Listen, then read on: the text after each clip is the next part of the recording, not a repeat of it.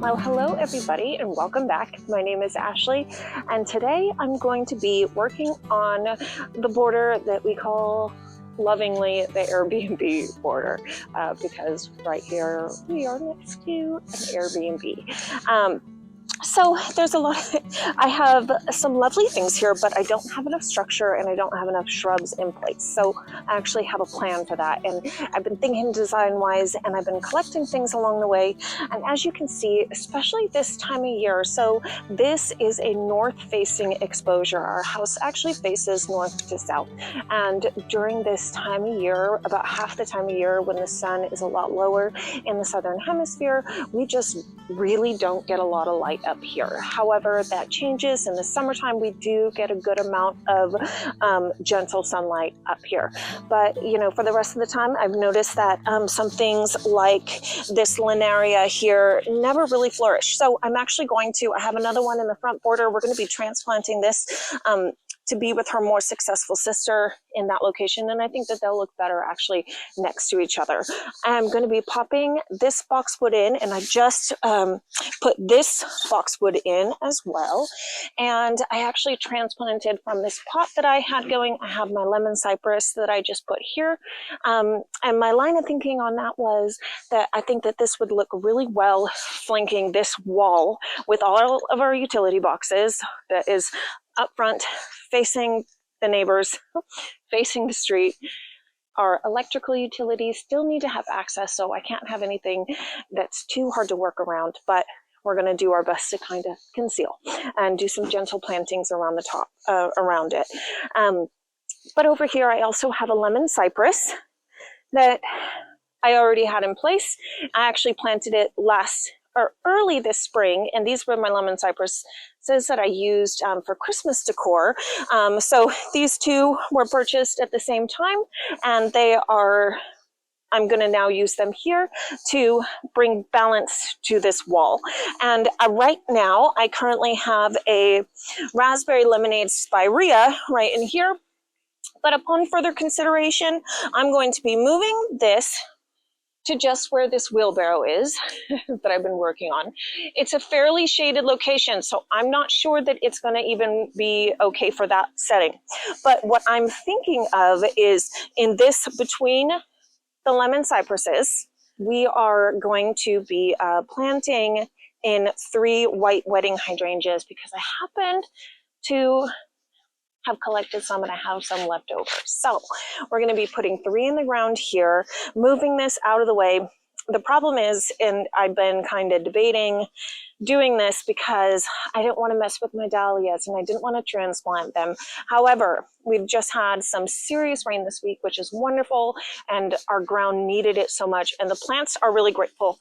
But my autothrill that has just started blooming has been completely crushed. So it already needs a lot of work. It needs me. It was actually standing tall on her own and she was doing great. And I know that I should have put supports up around her in anticipation of something like this. You know, in my head, I know what I should do. In practice, we don't always get out there and get the things done that we should. So I'm going to have to get creative. But to be able to do the planting, this autosorrel, I think is just enough out of the way that I can possibly put the hydrangeas in. But this one I'm going to have to bring out probably another foot or 2, maybe even in the space of this Linaria right here that I'll be moving out.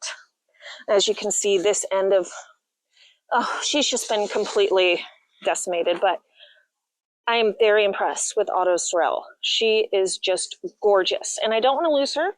I have a few more months. She's going to bloom until frost, so I wanted to avoid transplanting because I, didn't want to cause her any harm or any setbacks or delays. But we're already there. So let's do what we got to do. So we're going to be doing that. I'm going to be, those are the shrubs that we're going to be putting in currently. I may be adding a little bit more, but mainly we're going to be working on this border here. And, back to what I already have here. This is Geum, and it's a yellow Geum. I don't remember the exact variety, but it's the yellow Geum that I got from Redemption Seeds. And I have them smattered all the way across in through here. And they are beautiful. And I actually think currently, I think that they will be beautiful they send up 2 to 3 feet tall, about 2 feet more realistically, stems of beautiful geum flowers that are just absolutely gorgeous. And I think that it will be a really beautiful complement to the white wedding hydrangeas, the 3 of them that I plan on putting right here between the lemon cypresses. And in front of the bed and border, everything is looking ratty. Everything is looking tired. This is actually a Caradonna salvia, as is this right here. And this location just might not be, see, this is a good example of like the old flower spike heads from the geum. This is a Caradonna salvia that just might not like this location and just might not get enough sun year round for it. So we shall have to see if I'm going to be able to keep them here, because I do like them mixed in with this cat's mint, this Nepeta that I have here. And so I have them kind of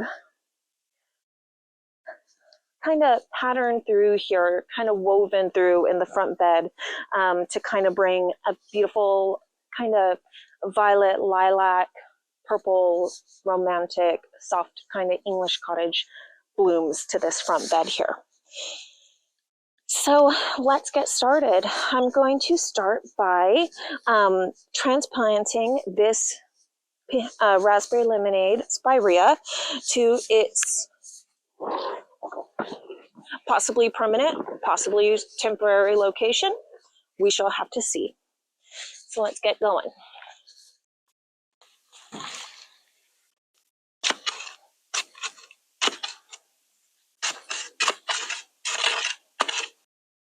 All right, and for reference, this linaria is called pink toadflax.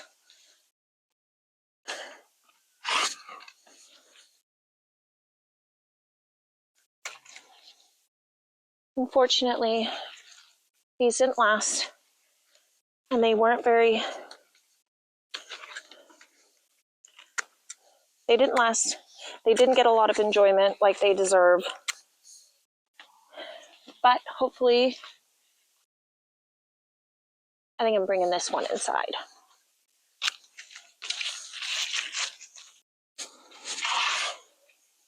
So in digging this hole, I'm actually trying to stay well away from the root area or the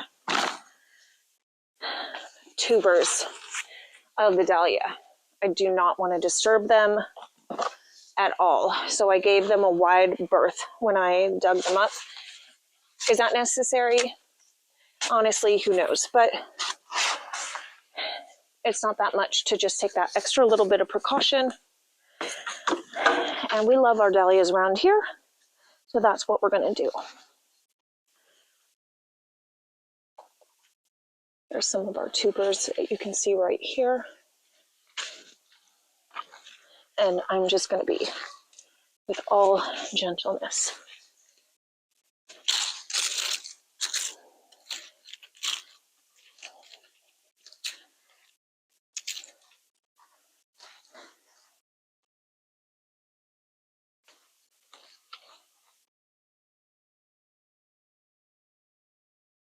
Because the ground is so gummy and I want to make sure that I don't have any air pockets in and under here, I'm going to go in with a drier soil so I can make sure that soil is just gently nestled all along the root system here. And hopefully she will survive this transplant with the least amount of injury and damage. And now, without piercing any of the tubers, I'm going to put this tomato cage plant support around her that I should have done initially in the beginning of dahlia season.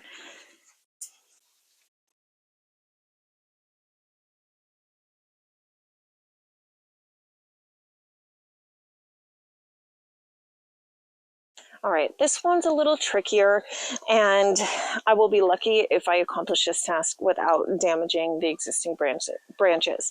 And that's exactly why they say to put these on when you plant them. fine example of why you should do it the correct way.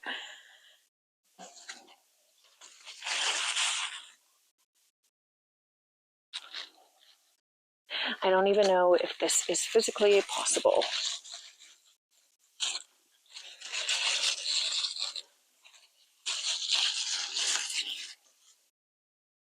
All right, and I'm trying to position these as far away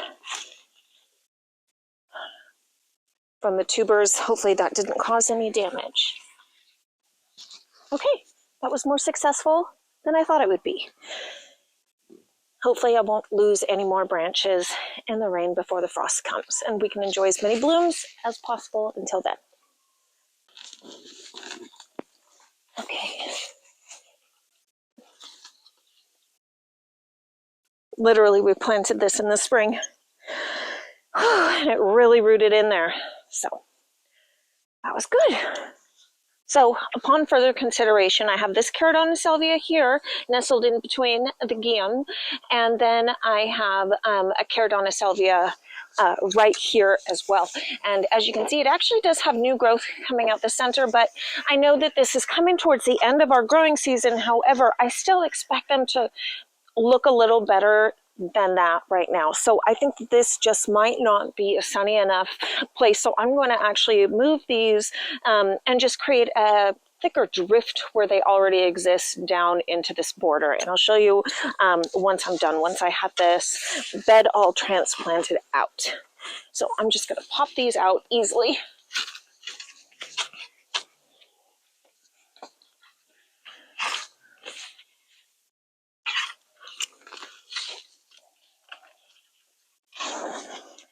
And I will be moving one right here.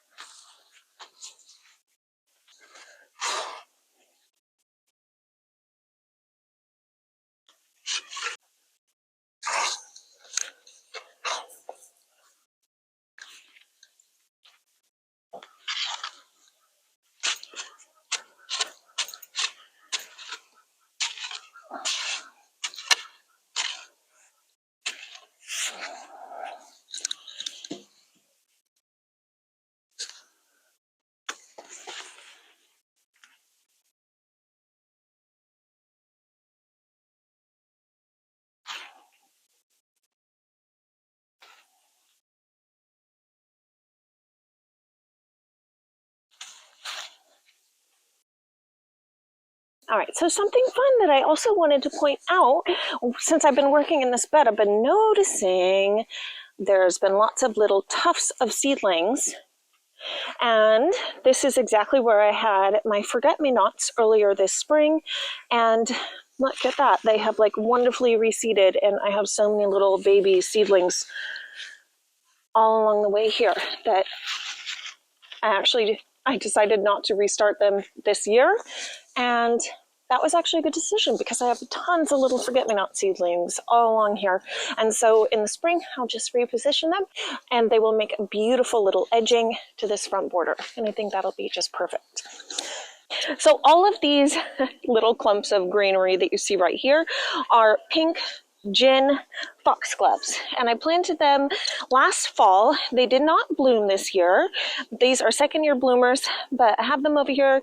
They are wonderful. Foxgloves are wonderful. They adapt to shade, they adapt to full sun, and they are just beautiful, and I'm looking forward to seeing them for the first time this coming spring. However, this one needs to move. At least this one needs to move, and I'm thinking of moving that one as well, so I have a little bit more room to dig my hydrangea hedge that's going right in here.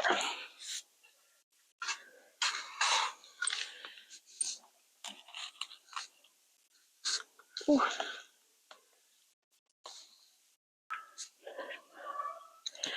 To a more prominent location, like right here.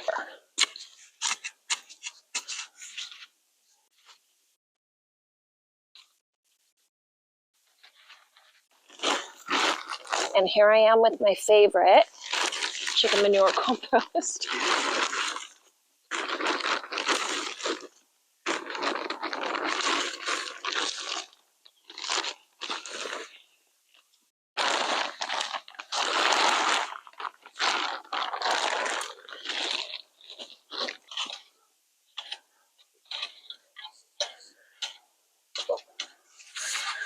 So we got the hydrangeas in the ground, and they are looking a little rough.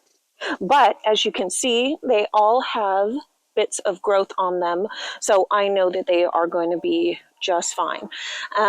That's just how they were delivered, and I truly believe I'm not worried about them at all. They're going to go into dormancy like they should, and they're going to emerge in the spring absolutely beautiful, putting on some new growth and some fresh buds for us to enjoy.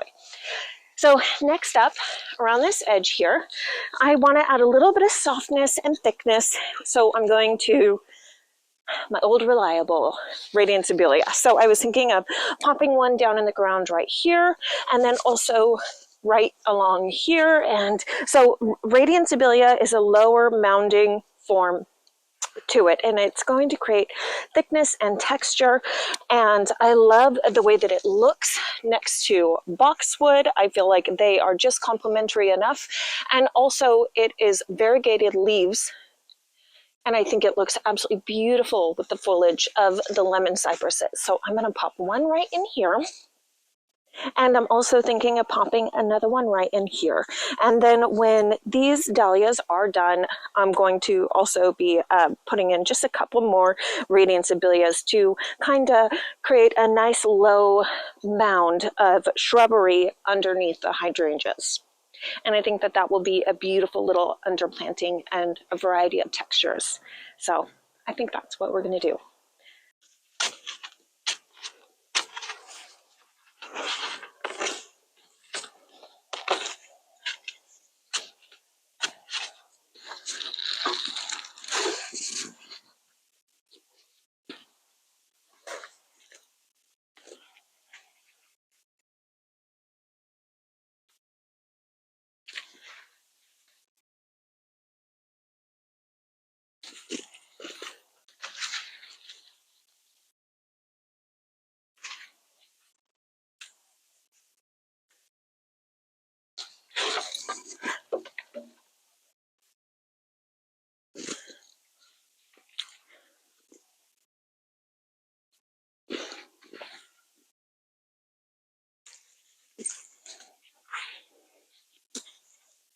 Well, I think that's just about a day. We got a lot accomplished. We're running out of daylight and steam, and I think we actually managed to add a lot of a structure and a little bit of organization. I love whimsy and charm and cottage gardens, you know, with all of that dripping from the edges, just like anyone else. However, I really do think that it's shrubbery and foliage that brings the complexity and the interest and the layers to the garden. And I am really looking at upping my game on all of those elements. Basically the layering and the density, and creating complementary shrubbery and greenery and foliage that just creates a beautiful composition together. So far we've gotten, we managed to plant an Abelia, and I take that back. We planted 3 Abelias and 2 boxwoods, and we just kept our guium kind of randomly in place as it was. I wanted it to kind of look like, I may reorganize it. However, I do want it to just kind of look as if nature scattered seeds, and that's where the seeds fell, is where she grew. So I may do a little something with it, or I may not. And we also got this in here, and this is my favorite, lemon cypress, and she is going, if you saw my previous video, she is one of my absolute favorite specimen trees. So she's going to be 3 to 4 feet wide by about 10 to 12 feet tall, and I think that she will occupy this space vertically very well. And then our 3 white wedding hydrangeas right in here, they are not perfect. The way that I had to plant them in, I had to work around a sprinkler line. You know, when it comes to the reality of gardening, Sometimes you have to go to plan B because of water lines, or for whatever reason, your landscaping, your hard, installations, you have to work around them. So they're not perfect, but I do hope that when they grow out, they will take up a good 4 to 5 to 6 feet of this wall space and create thickness and density vertically anchored by these 2 lemon cypresses. And then I hope that this 9 bark, I absolutely love it. I really do hope that it doesn't mind this spot and that it can be more versatile than I just don't have much experience growing it. So I hope that it can offer me that kind of versatility of flexing into more shade. And I did a little rearranging on the front of our border, and I feel like this is a lot of beauty. We have the whirring butterflies white Gara right here that is just going strong. This is such a long, beautiful bloomer. This is one of my favorite cottage garden staples. And this verbena bonariensis is just, them two mixed and warring together is just a sight to behold. This is autumn sage. As you can see, there are some old bloom heads still on here. I just leave her be, and she blooms, and then it turns into this, and then she just sends up more. So I have them kind of juxtapositioned around, in between the arborvitae trees right here. And then along the front of the borders, I have intermixed some Nepeta right here. And I put the Caradonna salvia right in here to kind of add a little bit more. This gets straight heat, sun. This is no versatility to it. This is full sun all day long. So I think that this is going to be a better location, and they'll actually do better here. And I could use something like that that has the strength and durability to go in high heat, high sun conditions. And I also have a platinum blonde dahlia right here. And I need to deadhead her, and she's been hit by spider mites, but it is mid to late October. We're done dealing with that. We are genuinely, we're not treating things anymore. They're either going to sink or swim at this point. And then the K.A. Mocha Jake dahlia that I am just in love with. Absolutely in love. And this was from one of my cuttings that I did earlier this season. And we have our Fama scabiosa here that I've actually been so impressed by the Fama scabiosa that I have started a ton more babies. And then here I have bulbs that are just emerging. These are paper whites, and they are actually coming up again. This is my little experiment. I left them in the ground last season. Last season they bloomed in January into February. So just after Christmas, just in the new year, these came up, and I am so grateful for my garden journal because of that. I was able to, keep it an account of when things actually come up and how long they bloom for. So these are my paper whites. They came up in January last year. They're a little bit earlier than I expected. I don't know how they're going to come up. I don't know how they're going to bloom. Even growing them and keeping them outside is something that I don't know if many people really do. They're really more of an indoor holiday decor kind of a bulb. So we'll see if it's worth it and it's something that I keep or, yank out. But I like doing fun little experiments and just seeing how things go. So I'm pretty content with this front border at the moment, and thank you all for joining me in this project today, and I hope that you've had a chance to get outside and enjoy some beauty in nature as well.